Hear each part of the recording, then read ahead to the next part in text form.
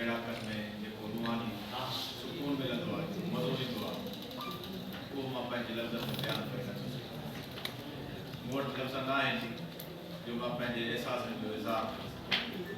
मूंखे ख़ुशी थी थिए त मुंहिंजा शागिर्द इल्म वारा आहिनि, अक़ुल वारा आहिनि, अहसास वारा आहिनि। हू पंहिंजूं ॻाल्हियूं, हू पंहिंजे दिलि जूं ॻाल्हियूं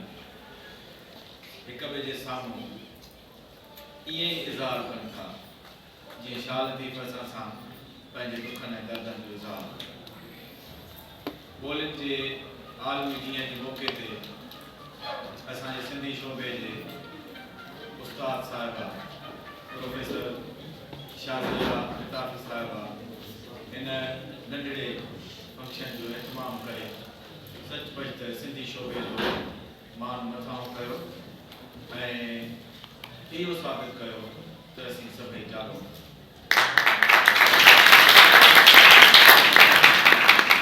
मूंखे ॾाढी ख़ुशी थी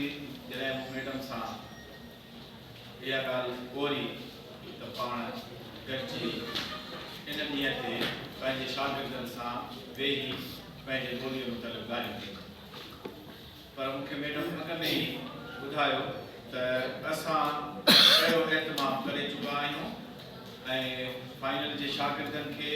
या सिंधी शोबे जे ॿियनि शागिर्दनि खे गुज़ारिश कई वई आहे त उहे पंहिंजूं तक़रीरूं, पंहिंजा टेबला, पंहिंजा गीत अची उते पेश कनि। ऐं सचपच त मूं पंहिंजे मासूम ॿारनि जूं जंहिं मासूमाना अंदाज़ सां पंहिंजे ॿोलीअ सां प्यार जूं ॻाल्हियूं ॿुधियूं आहिनि, सचपच त उन मुंहिंजे अंदर में जेके अहसासात पैदा कया आहिनि अलाए कॾहिं लफ़्ज़नि जो रूप वठंदा।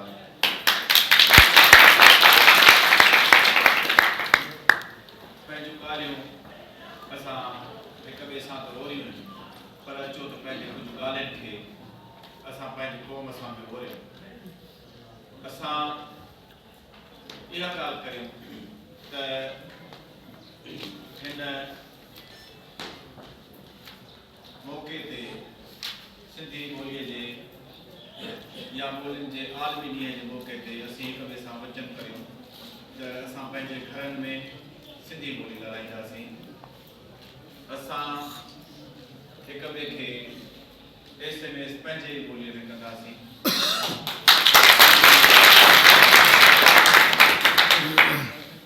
सिंध यूनिवर्सिटीअ में बि असां सिंधी ॿोलीअ जे तरक़ीअ जे लाइ न सिर्फ़ु सिंधी शोबो बल्कि असां सभिनी शोबनि सां गॾिजी प्रोग्राम कंदासीं ऐं पंहिंजे ॿोलीअ जे वाद वीज जे लाइ असां सिंध यूनिवर्सिटीअ जे इंतिज़ामिया खे निहायत ई मौजूबाना गुज़ारिश था करियूं त साइंस जा ऐं ॿियनि डिसिप्लिन्स जा जेके बि किताब आहिनि अचो त उन्हनि खे सिंधीअ में तर्जुमो कयो। जीअं असांजा शागिर्द नेचुरल साइंस ऐं सोशल साइंसिस जे डिसिप्लिन खे चङी तरह सम्झी सघनि ऐं सिंध यूनिवर्सिटी अहिड़ो ट्रांसलेशन फेरो क़ाइमु करे जंहिंमें सिंधी ॿोलीअ में तर्जुमा थी सघनि ऐं मुख़्तलिफ़ इल्मनि ते, मुख़्तलिफ़ उलूमनि ते असीं पंहिंजो मुतालियो जारी रखी सघूं ऐं असीं इल्म वारा थी सघूं। अचो त सभई गॾिजी इहो पंहिंजे सिंध यूनिवर्सिटी खां मुतालिबो कयूं। इहो बि असांखे न विसारणो खपे त असां पंहिंजे घरनि में ज़रूरु शार जो सालो रखूं ऐं उन्हनि सिंधी क़ौमुनि वांगुरु जेके पंहिंजे शाइरनि खे दौर वांगुरु पढ़ंदा आहिनि, असीं बि शाह जे रिसाले खे रोज़ु उन मां हिकु बैत ई सही दौर वांगुरु पढ़ूं ऐं पंहिंजे ॿारनि खे शाह जो रिसालो पढ़ायूं। सचपच त मूंखे ख़ुशी थींदी आहे जॾहिं मां टेलीविज़न ते ॾिसंदो आहियां त असांजे घरनि ऐं ॿारनि जा ॿार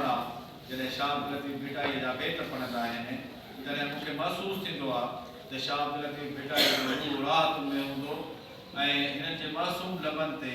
जॾहिं सुता उथी जाग जी सिट ईंदी हूंदी तॾहिं भिटाई सरव थींदो ऐं यकीन थी पवंदो हूंदो त सिंध जागी।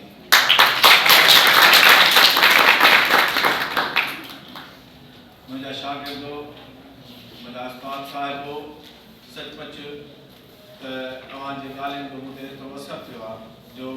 मां पंहिंजे एहसासनि जो इज़हार तव्हांजे साम्हूं खुली करे नथो करे सघां। मां शुक्रगुज़ार आहियां शादिया बीबीअ जो, पंहिंजे उस्तादनि जो, जिन शागिर्दनि सां गॾिजी वेहण जो मूंखे मौक़ो फ़राहम कयो ऐं पंहिंजे ॿोलीअ में इज़हार करण जे लाइ असांखे मौक़ो ॾिनो। इंशा अल्लाह ताला सिंधी शोबो वरी ईंदड़ 21 फेबरवरीअ ते कंहिं रिठाबंदीअ सां हीअ मल्हाईंदो ऐं हिन ॾींहं ते ज़रूरु कहिड़ियूं तक़ाज़ाऊं कंदो जेके सिंध जे लाइ सभिनी खां